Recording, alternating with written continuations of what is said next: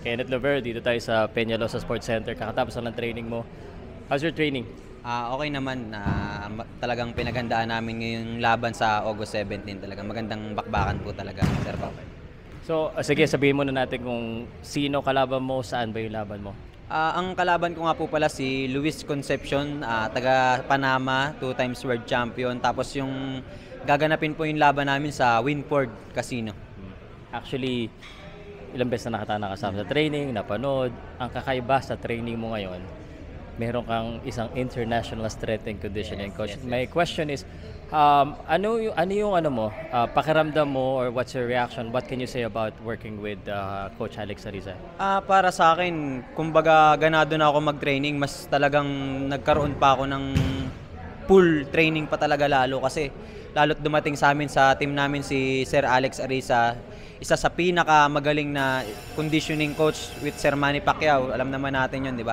Kaya talagang sa boxing career ko ngayon, talagang mas lalo pa akong nagpupursige, mas lalo lahat kinukuha ko yung skill na talagang makakatulong sa akin pagdating ng laban talaga. Of course, curious ako, mahirap ba?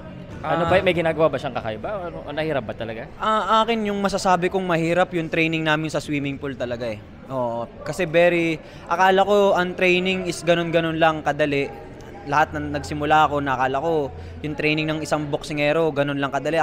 Nagtataka kasi ako na bakit parang hindi napapagod like Senator Manny Pacquiao, like Floyd, like Maidana, kung panoorin nyo yung laban nila, bakit hindi siya napapagod? Yun pala ang susi sa training ni Sir Alex Ariza, yung sa swimming pool talaga. Grabe, halos malunod ako. Pero sabi nga ang kalaban mo dun, sarili mo. So, ito, first time pala mag-work kay Alex. Actually, natanong ko na si Alex, medyo matagal pala kayo mag-asawa.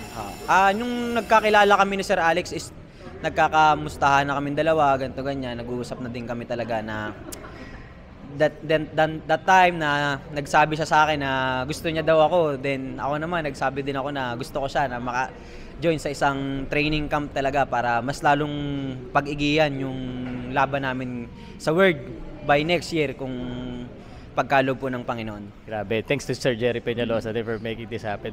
Sabi nga ni Alex, hindi lang daw isang fight ang plano niya sa'yo. Mahaba, malaki.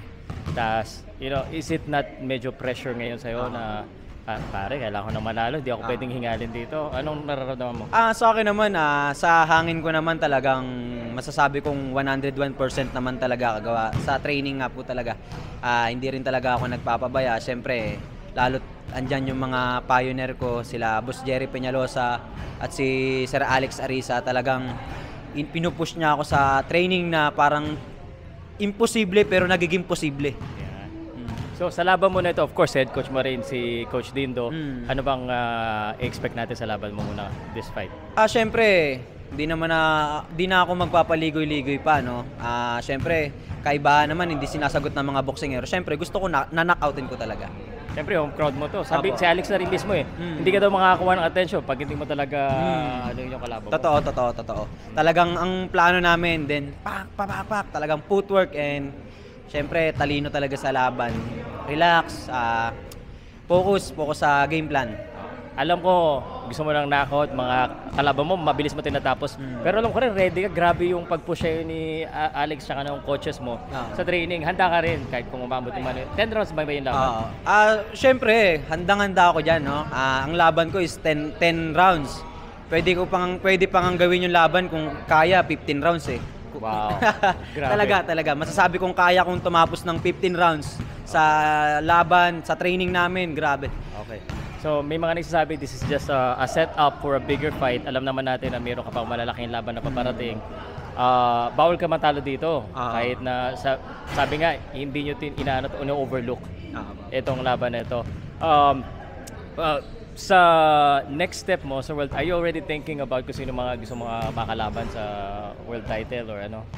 Sa akin, masasabi ko sa world title fight ko, lagi lang naman ako nag-aabang kay Boss Jerry Peñalosa na sabi ko naman, kahit sinong itapat sa amin sa world champion, syempre lahat naman ng boxer talagang pangarap na makarating sa isang world championship. Kaya ngayon pa lang nagsisimula ako na mas pinag-iigihan yung training, disiplina talaga. Last time natanong kita, Hunto Nakatani, isa pa rin ba siya sa dream mo?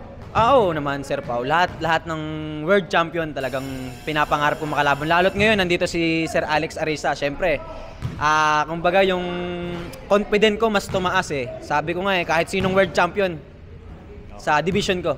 Alright. Siyempre, bago tayo makarating ng World Champion, kailangan mo ipanalo yung Yes.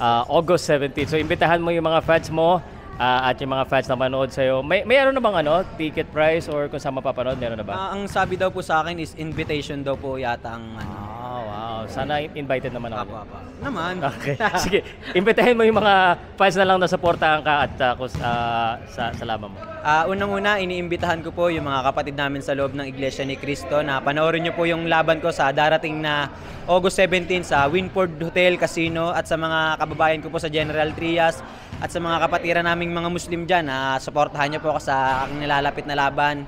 Then sa boxing community, boxing Filipino fans, supportahan nyo po ako. Maraming salamat po. At nagpapasalamat din po ako kay Boss Jerry Peñalosa and then kay Sir Alex Arisa, sa mga team ko, Coach Dindo Campo. Maraming salamat po. At then sa family ko, and then kay Sir Pau, Boom Boom Pau. Salamat, bro.